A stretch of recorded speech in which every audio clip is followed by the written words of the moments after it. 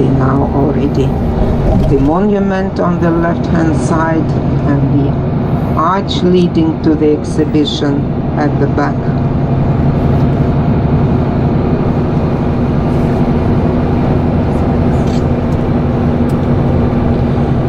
And a little further on our way on the left-hand side, we are passing by another interesting statue of the worker and farmer holding hammer and sickle.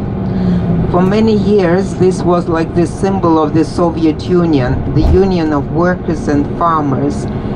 And the statue was designed by a woman sculptor, Mukhina, Vera Mukhina. It's made of stainless steel and is very dynamic. She made it in 1937 for the World Fair in Paris, and it stood in front of the Soviet pavilion at the exhibition, and later it was dismantled and brought to Moscow, and recently it was restored, so you can see the statue now on the left hand side. Well, and now I return to my story about housing, probably. The story begins in the middle of the 19th century, when in 1861, during the reign of the Russian Tsar Alexander II, serfdom was abolished in Russia. You know, serfdom was like slavery in many ways. The peasants had to work for the landowner, they were attached to the land. They were to give part of their harvest to the landowner in exchange to the land that he provided for them. They lived under very hard conditions. They could be sold and bought like slaves in many ways. So in 1861, the Russian Tsar Alexander II passed a law freeing the peasants. They got the so now we have reached the borderline of Moscow. This kind of ramp up above is the border. Used to be the border of the whole city. Now it's the border in this direction. This is the limit of the city as it was outlined in the end of 1960s.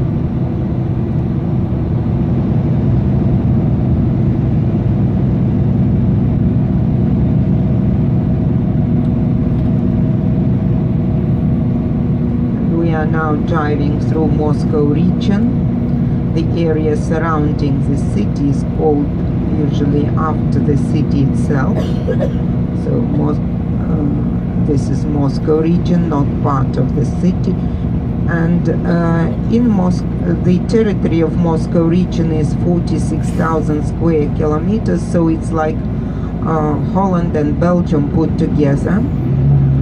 And in this region there are smaller towns and villages with farms, and we'll be passing, as we go further, we'll be passing some of them on both sides of the street. Continuing my story, I should mention that in 1914 Russia joined the First World War, and although the Tsar signed all those pledges, nothing was accomplished. And in 1914 Russia joined the First World War, and the situation in the country was not improved because of that. Although in 1913 Russia showed unprecedented rate of development and became one of the most advanced countries, but the war threw it back by many years, and this explains why in 1917, in February 1917,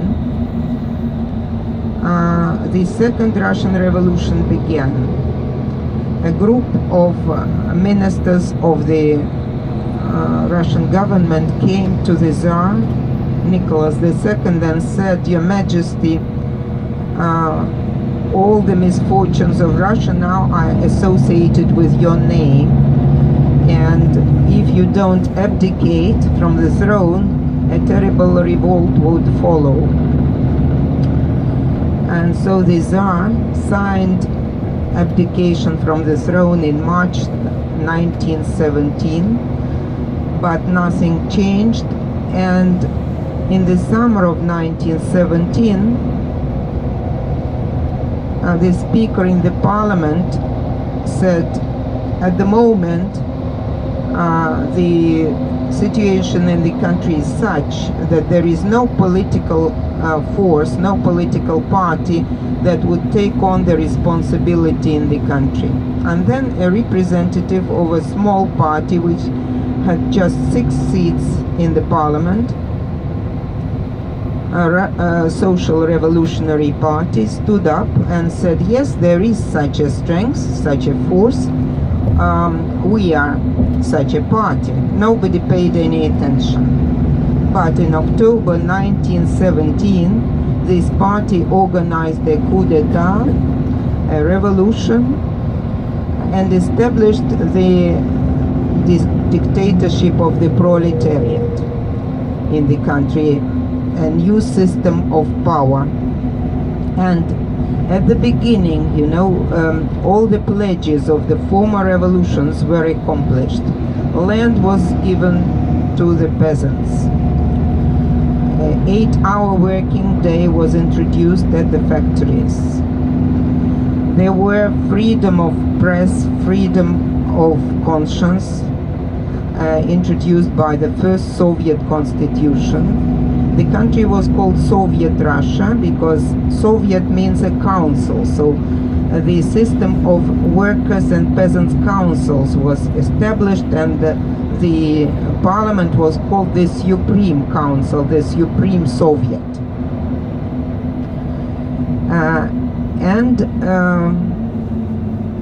But of course,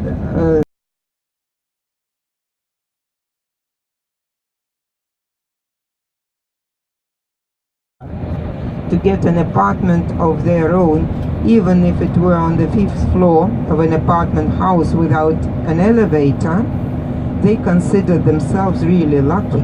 And the apartments were distributed free of charge, depending on the necessity of the family. So this really solved the situation. A lot of people got those apartments, and Nikita Khrushchev said it is a temporary measure. We are building them just for 25 years.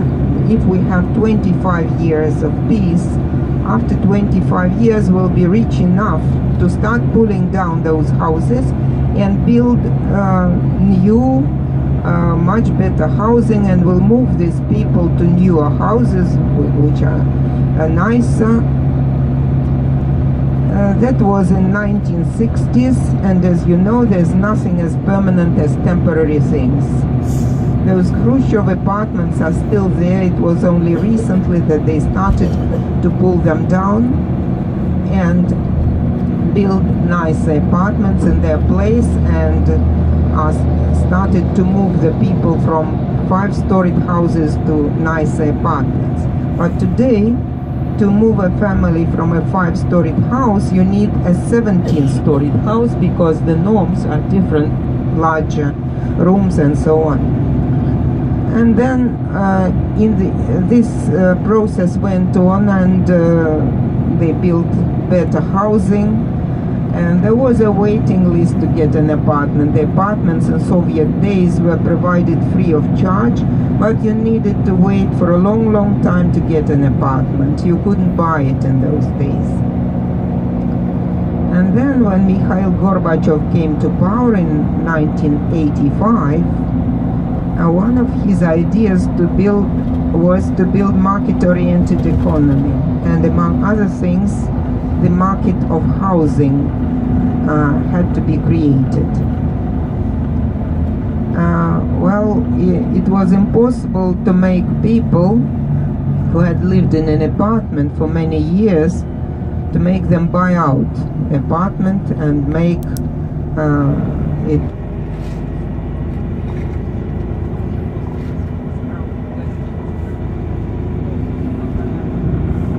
You can see that the windows of some of the houses are decorated with wood carving, which is a very typical craft here.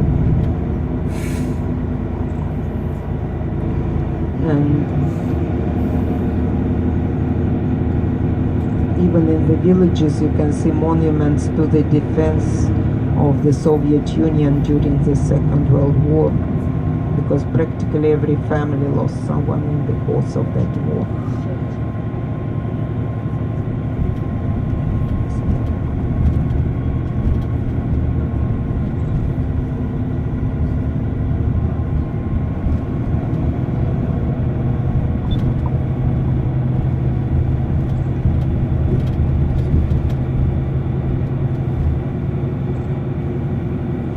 Some people live here permanently, for some it's like a holiday home.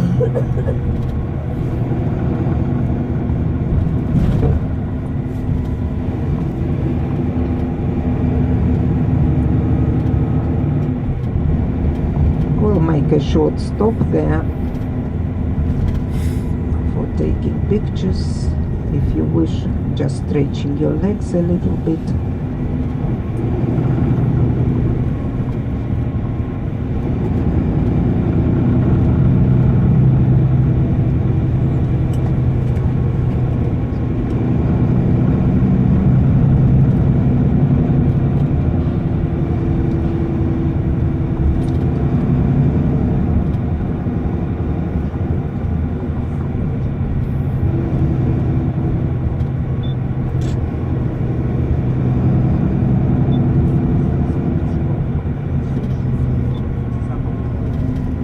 Now look at this house on the left hand side.